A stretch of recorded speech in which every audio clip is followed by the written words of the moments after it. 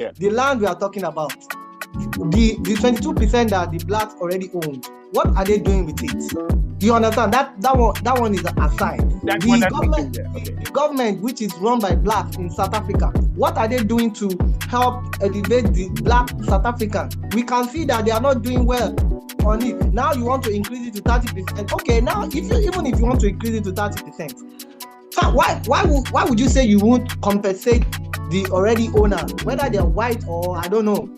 There is no way you just take someone's land without compensating them. The South African Constitution says that there needs to be equity between races. It doesn't say take land from white. Ultimately, it says that all South Africans should have equal access. The government has done a very bad job in South Africa of redistributing land which is already acquired, which it has promised black people.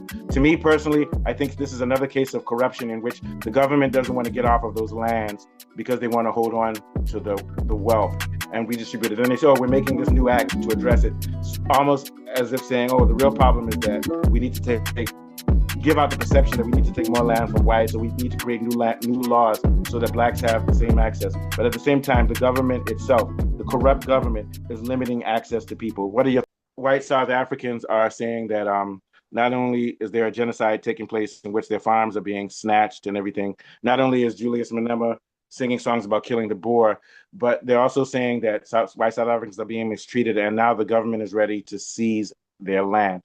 What's at stake here is the new Expropriation Act, which was signed by Ramaphosa in January, I believe, January of 25, which is supposed to address the gap and inequality between land, property, and wealth in South Africa, which tends to be skewed towards the white. Now, Donald Trump and Elon Musk have done a lot of rhetoric, and they've targeted South Africa and said that they're going to put sanctions. But we now want to look at the facts. First of all, this is not a new law. It's just an act which is based on pre-existing legislation, which goes back as far as 1975, in which, not specifically, the government is not saying specifically that it's going to seize property from anyone. What it says is that it's going to create, this new act is supposed to create an atmosphere which makes sure that there's equitable redistribution of resources, which basically means black people have more land. Now, what's at stake here is some people are claiming that the government is bringing up this expropriation act to deflect from the fact that they're not even following the laws that are set in place for blacks to have land. The government has already acquired a lot of land, and $22 billion worth of land, which is supposed to be distributed to blacks, and it has not been distributed. Also, at the same time, the government has given out monetary awards to blacks as compensation, but they don't mention that also. So what I want to focus on here today is the fact that the government, according to the research, I think the research is correct. The government has done a very bad job in South Africa of redistributing land which is already acquired, which it has promised black people. To me personally, I think this is another case of corruption in which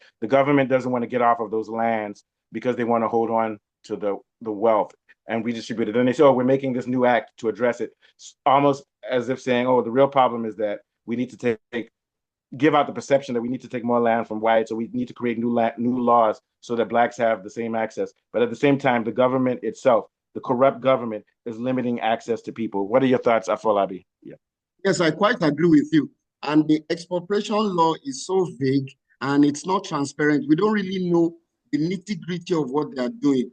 There's a lot of concern about what they're doing. They're not making it clear and transparent at all. I feel there's a lot of political bias, and they're reluctant to, to take land off the white owners and give it to the black-owned land. If you look at the percentage you sent to me, I think it's still disproportionate in favor of the white landowners. So I think they still need to do Okay, but here's the thing. So their goal is for blacks to own 30% of agricultural land in the country. Yes, but they said they've done 25 right now. Already. Yeah, 22%. So that's the goal. But here's the problem. So there are two problems. So now how do they make sure more land? Is it that they take property from white people, or that the government, which is already holding land, distributing it? You see what I'm saying? Yes. If the government distributes the land that it's already holding to blacks, then that number will get closer to 30%. Then secondly, my argument is rather than take land from whites, what they can do is take land let's say whites own, I'm just making up any number, let's say 5 million hectares, and you're not using it, it's of no commercial value. Then the government can say, okay, we're going to take this, but maybe we need to compensate you for it. But the argument from this research was that they're not even distributing what they're already holding. And to me, that sounds right. It sounds like how governments behave, not just South Africa. Corruption, because the government is making money off of this land too. We know that in Zimbabwe, when they seized land from whites, Mugabe only gave it to his family members and to people who were from his tribe. So I'm going to go back to my ultimate view, which is that all land in South Africa. Let me finish first. All land in South Africa, especially land with minerals, that's what's more important, not just the farming land. Minerals and then maybe farming should be owned by the government, but anybody who's holding it at that time needs to be compensated. And if they're still running it, like what they do in China, you lease it. So it belongs to you now, but when you die, or maybe it passes on to your children, but ultimately it belongs to the government. And the revenue from that land should be used to spend on social services. South Africans, black government doesn't spend money on social service. Even if you forget about the land grab, all the money from the minerals in South Africa is using that money for schools, for education, for building. Blacks won't even be shouting for land because they already live somewhere. What they really need is healthcare, school, food, the ability to travel, the ability to live, to be safe from violence and crime. So the government is just focusing on this land thing. Even if you give them the land, if they don't have money for seeds, for farming, for agricultural machinery, the land is a waste. What are you going to say? What are you going to say, Saeed? Yeah, like I think you took my the words out of my mouth. Yeah, you were trying to jump in front.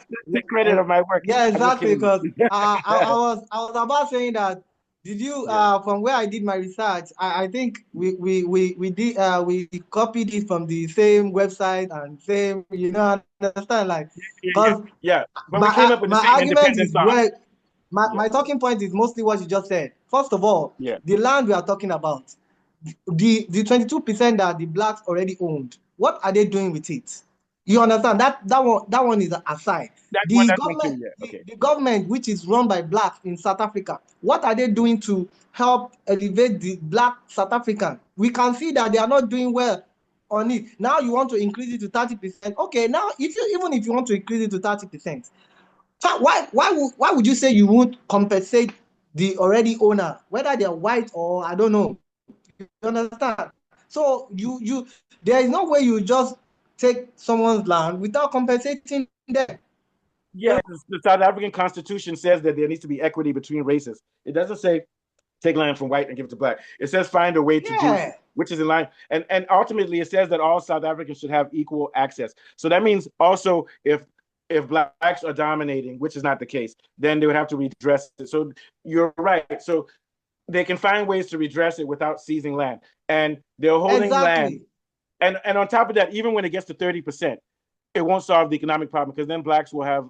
It won't solve the like what about the 22% they have? Yeah. What are they doing with it? My argument, I'm going to take the side of the average black South African. I'm not going to blame them. So the reason they're not doing anything with the land that they have is because they don't have healthcare. The government doesn't. See, if you don't have healthcare and you don't have proper schooling and you don't have safety, no matter how much land you have, you'll be too stressed out. They don't have the funding. It's a collective problem. The funding to even grow. I'm not talking about South Africa. It's a problem. I'm saying this is a problem in Nigeria too.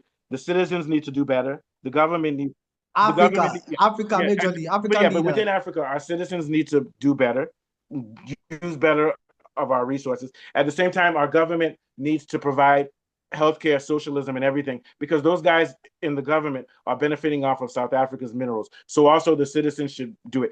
If you own land and you don't have to worry about school for your children, you don't have to worry about somebody coming to steal your land, you don't have to worry about unwanted pregnancy. So many benefits. What are the benefits the government is giving to the South African farmers? What are the benefits? And South Africa is a rich country. The resources in South Africa and Congo are such that you don't need aid from other countries. So there needs to be an overhauling of the whole economic system and fighting corruption. Even Malema, who I like, who talks about seizing land, Malema was involved in bank scandals, taking money that poor black people had put collectively for farming. Malema chopped down. He chopped down. This type of thing is not going to help South Africa. So what I think is that the politicians are deflecting by focusing on this expropriation act, but it's the same thing. Exactly. I think there's a cover-up. I think there's a cover-up somewhere from the political class of South Africa, because they want to use this opportunity to just take. Yeah. Also, they want to use this opportunity to just deflect the South African populace from asking the real questions. I know you're a Trump fan, but also it's also a cover-up by Trump and them say, "Oh, look at how the white people are suffering," because to be honest with you, what South Africa does with its citizens. You get my point. So we put on the white genocide. On the white genocide, I don't think there's any white genocide happening in South Africa. That is just politics. But there is violence on white, but it's not at the level of genocide. I will argue that right now. Yeah, not on that level. Yeah, right now, there's no big intention to wipe out white. Let me tell you the biggest problem in South Africa: violence on females. That's the biggest problem. Rape. In South Africa, every 6 seconds, somebody's raped. Violence on females and black on black violence. In South African schools, the students bring gun and knife. The teachers keep quiet because if they tell them, "Oh, do your work," they'll get their asses whooped or beaten or killed in a lot of the schools. So they have bigger problems, which is worse than a genocide. You understand what I'm saying? But very good points. What are your thoughts, Afolabi? Afolabi is taking those saying, "What now? You guys, you want me to talk?" Maybe you're on the phone. Yeah, two things. I just wanted to touch briefly. I think the South African government still holds a significant amount of underutilized land, which they can reallocate to the areas that are most vulnerable, communities that are most vulnerable. So that what I feel is that they should do a comprehensive audit of all the state-owned land and get policies, clear, transparent policies to foster efficient and fair redistribution. But they should target communities that are most in need. That's what I feel, so that that can be altered to favor those that are most in need. We should give those that are most vulnerable the advantage, really. That's what I feel. And some of the land that is being used for farming, they can actually train the black owners to farm and generate revenue for the government. And also tax heavily. And then that money that comes from taxes should be used for developing land which is unheld, but which is not suitable for living on. And also, we still need to focus on the main issue in South Africa, which is the minerals. See, here's what I think they're doing. Agricultural land is important, but it's not that big. If you go to Europe, in Europe, people don't own land. So this is what I mean. Not like America. In Europe, most people rent. They don't own land. They don't own land, but they have a higher life expectancy. In Europe, the average person in Sweden they live to 85 years old. They have their apartment. So what I'm arguing is that land is not the problem. What's the problem is education, energy, transportation, safety, everything. You don't have to own land, but what you have to do is you have to have shelter. And I'm saying black and white. Land ownership is not so important. What's important is that you have a place to live. And because a lot of people, like in Nigeria, we want to own land because that's how we rent and we make money to pay for our children's school and everything. But if your children's school are being paid, they're safe, and you have a sheltered place, then you won't be fighting for land. You'll be spending your money to travel, I'll give you an example. I don't own land. I rent, but I'm doing well. I do our show. I don't own land. Absolutely. Yeah. My dad owns land, but I don't. And if something happens to the land that I have in Nigeria, I still have to go out here and work hard. But I don't want to own land. I don't want to spend $2 million. Now, if I was a farmer, I would own land because then I can use the land to make money. So like you said, the farming issue is big. But the really big issue is, what are we going to do with all the money from gold, platinum, and all of the fantastic resources? Lithium, rare minerals. All of that money is going into Ramaphosa's pocket, into Zuma's pocket. Yeah. Afolabi, will you care if Afolabi, if you don't have to pay for your kids' school fees and they have the best schools, you have healthcare, when you get sick, if you have a stroke, you don't have to pay. And if you have safety, and then you're also making $100,000, but you don't own a house, you just rent, will you be upset? Of course, that is far of more value than any land or any property anywhere. Yeah, the Europeans don't own land. Most Europeans just rent. They don't own land, but they're living a good life. Sure, absolutely. So I think that's, what are your thoughts? Even now, even as I yesterday, I think is it the Florida governor? What's his name again? That Florida governor, he said he's working on changing the laws of homeowners in Florida. That why would somebody owns a home and still pays government every year for land use your taxes charges on your or home. something. Yeah. So tax. He said if you already paid for a home, you should be able to own it outrightly. So they are even what you're saying. By the time Even you what pay you're for your saying by home, there's renting already land, taxes on it. they are already working on permanently owning, being the person that actually owns it. You understand? So just like what happened. So I think government is basically, to me, I think African government and leaders, they need to change their perspective of doing things. They are just too corrupt. Assuming they are doing all these basic things that you are saying, the healthcare, the transportation, the the basic things that we need. We won't be so much bothered. We won't be so much bothered about all these things. Yeah. Now, okay. Now, from the research I made, most of the agricultural proceed that South Africa produces now, majority of it is from the white, and they are doing a good job already. Now compare it to a lot of African countries that is run by black farmers and you understand how you can't compare both. What I'm just saying is it doesn't really matter. It doesn't really matter who is like. I think the basic point is what you're saying is the truth. Countries in Africa where white settlers went are doing well. Also, the Arabic African countries, Morocco, they're doing better. There's a problem within black, not just Nigeria. Blacks, Nigeria has arable land, but we import, we have a lot of agricultural land. What are we doing with cassava? We import rice and cassava. We basically import everything now. But Said, why can't they train the black landowners to how to do modern farming techniques so that they can generate revenue? Will the leaders accept? That's what I'm saying. They won't accept it. They are using They've given the white farmers an unfair advantage.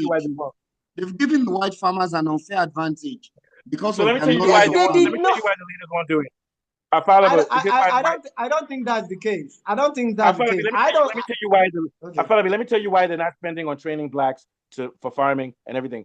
Because very simple, the leaders want to chop that money. They don't want to put it out there to develop their people. The leaders of South Africa, the ANC, more than even apartheid, is destroying black South Africa because they're sitting on that money, and they're even sitting on. They don't even love their citizens to the point that they want them to grow. South African masses to grow. South African citizens to really grow to that point. Here's my argument. They don't care. It's not that they don't want them to grow. They don't care. It's almost like me saying, okay, Saeed, I want you to grow, but also I want to eat money, so I won't help you. So I'm saying that the black South African leaders, they care about the people, but they're so greedy that they don't help the people because they worried about, I need 5 girlfriends, or I need bands. So it's like, I wish I could help my people, but me too, I need a 5th. So it's just the word of the leads then. No action to back it up. They're greedy. That's the word. They're selfish. They're selfish. They're selfish. Selfish. Yes. And I'm going to argue. I read in some place in some of where I did my research, like the white South Africans and the black. I don't think you can even see that the white and black, the normal citizens, they don't have issues with each other. It is political class that they'll be raising issues. No problem. They only have issues. Raising issues just to they know that they just want to cause me. They only have issues with Nigerians. Even I think on that one too, we can actually still blame our leaders, because assuming our country, Nigeria, is very, very good now, why do we need to be traveling to South Africa to go look for jobs? Of course, that's the main problem. Help them when they are in trouble. You go there and sell drugs. Then I know that the guys, they would sell drugs. One guy, he's selling drugs in South Africa.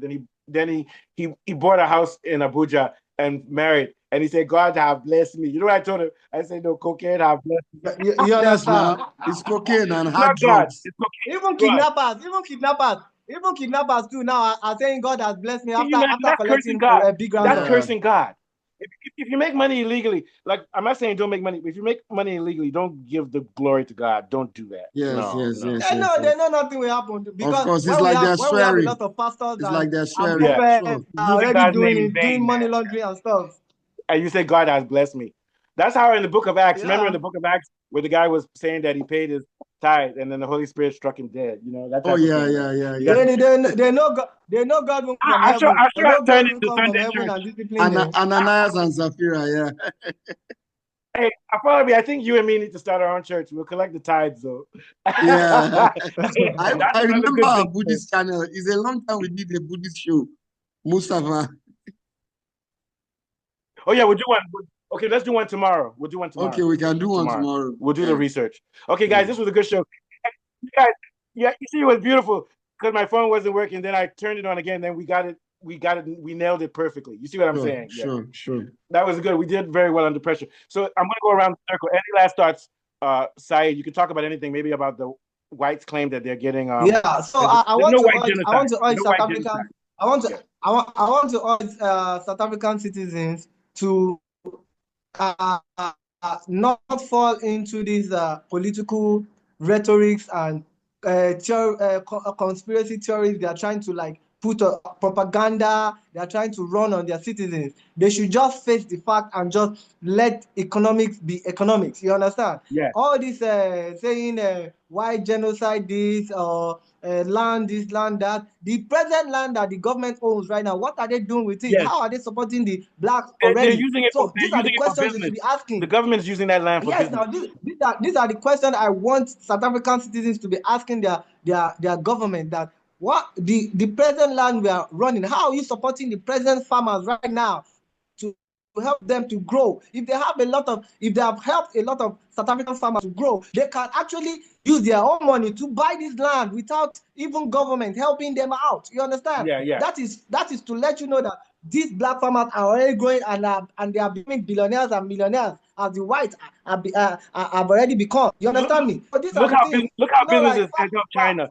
Look how businesses help China. When I came back to Nigeria last year, when I entered Murtala Mohammed Airport, see thousands of Chinese people with business visa to come and do business in Nigeria. Yeah. That's what South Africa and other African countries are. We need to build economy so that our citizens can be entrepreneurs and do things. You know, what are your thoughts? Yeah, they should make the citizens, and this goes out to our Nigerian government too. They should make we citizens be rich. You know, like we we're that rich, we are we'll pay working, we taxes. are They'll hardworking. become rich. We should be able to, when we work, we should be able to get rich. Not all this penny. We work for 24 hours, we only get penny. It is how does that make sense? Yeah, and then you see Tinubu travel and spend 250 billion just in South Africa, you see just little section of South African citizens that are wealthy. The rest they are just languishing in white poverty. and black, Same they're in suffering. other White African and black, countries. they're suffering. Yeah, They're suffering. sure. Yeah.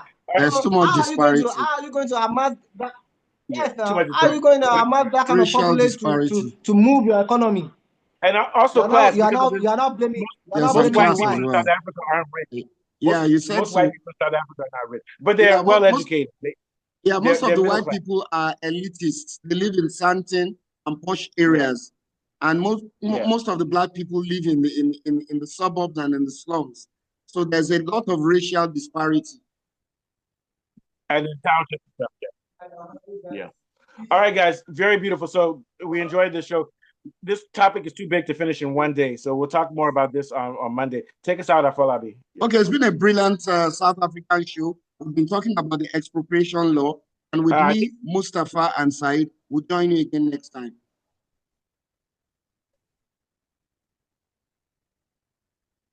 Nice one, guys. Thank you. I'll cut it off with there. I'm going to send $5 to each of you guys, but I'll make sure I cut Thank it off. Thank you for having us.